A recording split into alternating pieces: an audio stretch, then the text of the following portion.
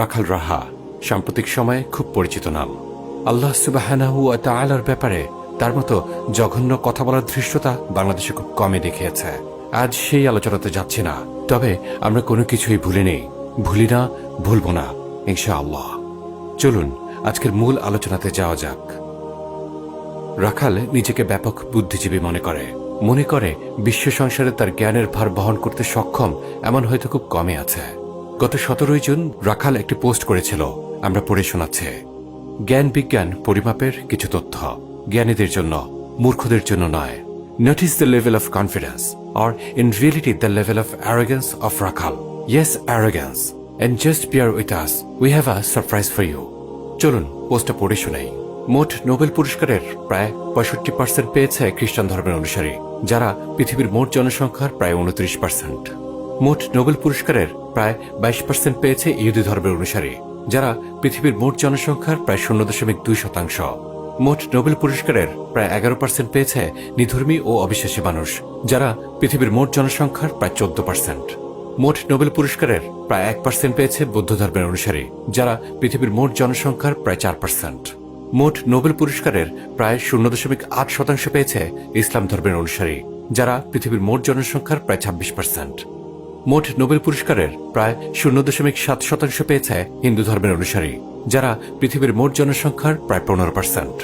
এখানে রাখাল মোটা দাগে যা প্রমাণ করতে চেয়েছে তা হচ্ছে, দেখো মুসলিমরা কত অনগ্রসর। পৃথিবীর মোট জনসংখ্যার 26% হয়েও তারা নোবেল পেয়েছে মাত্র 0.8%। যদিও রাখালের সাবলিমিনাল মেসেজে এই নোবেল প্রাইজের সাথে অগ্রসর কিংবা অনগ্রসরতার হোল ফ্রেমিংটাই ভুল। লক্ষ্য করুন, আমরা কিন্তু বলছি না দুর্বল, আমরা বলছি ভুল। কারণ নোবেল পাওয়া বা না পাওয়া কোনো জাতির আগানো বা পেছানোর মানদণ্ড নয়।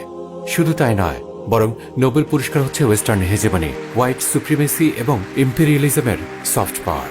এটি আমাদের কথা নয়, বরং একাডেমি অ্যাপ্রুভড। 2009 সালে শান্তিতে নোবেল পেয়েছিল তৎকালীন American president Barack Obama. Barack Obama আর শান্তি, বিষয়টি হচ্ছে উত্তর এবং দক্ষিণ মেরুর মতো। লক্ষ্য করুন নোবেল কমিটির প্রাক্তন সেক্রেটারি কি বলেছিল।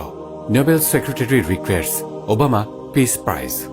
Gay Lundstedt told the AP News Agency that the committee hoped the award would strengthen Mr. Obama.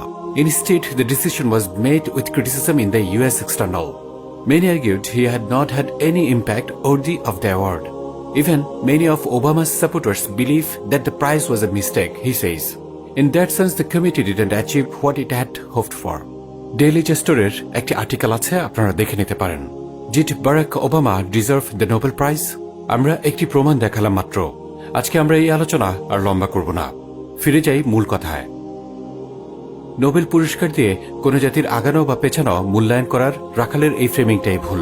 রাখাল এই ফ্রেমিং বেছে নিয়েছে, তার একমাত্র কারণ হচ্ছে এর দ্বারা সে ইসলাম এবং মুসলিম জনগোষ্ঠীকে ছোট করে দেখাতে পারবে। আমরা আপনাদের প্রমাণ দেখিয়েছি যে বারাক ওবামার নোবেল প্রাইজের ব্যাপারে ইভেন নোবেল কমিটির প্রাক্তন সেক্রেটারি পর্যন্ত আফসোস করেছিল। আচ্ছা, কেমন হয় বলুন তো, আমরা যদি রাখালকে দিই, রাখালের ইসলাম বিদ্বেষ প্রমাণ করে দেই? আমরা যদি নোবেল কমিটির সেক্রেটারির মতো নোবেল নিয়ে রাখালের আফসোসও প্রমাণ করে দিতে পারি, তাহলে কেমন হয়? চলুন দেখা যাক। 3 জানুয়ারি 2026 ভেনেজুয়েলায় ইউএস আগ্রাসন নিয়ে রাখাল পোস্ট করেছে। একটা দেশ আরেকটা দেশের নির্বাচিত প্রেসিডেন্ট ও তার স্ত্রীকে বোমা মেরে অপহরণ করে নিয়ে গেল। অপহরণকারী দেশটা পৃথিবীর সর্বাধিক র্যাঙ্কিং বিশ্ববিদ্যালয়ের মালিক, সর্বাধিক নোবেল লরিয়েটের অধিকারী, সর্বাধিক মানবাধিকার চর্চার গৌরবধারী। পৃথিবীর এই অন্ধকার আলোর পাপ, অন্ধকারের ফসল নয়। অন্ধকারকে চেনা যায়, তার অন্তত প্রতারণা নেই। আলোর প্রতারণায় গোটা পৃথিবী আজ সর্বশান্ত হওয়ার দ্বার প্রান্তে। শুধু পুঁজির ধর্ম ব্যাখ্যা দিয়ে এই ব্যাখ্যা হবে না। যদি শিক্ষায় কি ভয়াবহ সর্বনাশ ঘটে আছে সেখানে তাকানো না যায়। রাখাল রাহা 3 জানুয়ারি 2026। ডিড রাখাল জাস্ট সে সর্বাধিক নোবেল লরিয়েটের অধিকারী? ডিড রাখাল জাস্ট সে পৃথিবীর এই অন্ধকার আলোর পাপ, অন্ধকারের ফসল নয়? সো রাখালের এই পোস্ট মতে সর্বাধিক নোবেল পাওয়া বা না পাওয়া কোনো জাতির আগানো বা পেছানোর মানদণ্ড নয়, বরং এই অন্ধকার আসলে আলোর পাপ। আমেরিকার এই জুলুম আসলে সর্বাধিক নোবেল লরিয়েটের তকমার পাপ। আর এর আগের পোস্ট মতে নোবেল হচ্ছে কোনো জাতির আগানো বা পেছানোর মানদণ্ড। But which one Rakhal? Which one you then stand for? Keep aside your stupid arrogance. You are busted, Rakhal. You are busted. You are just another big fat Islamophobic liar.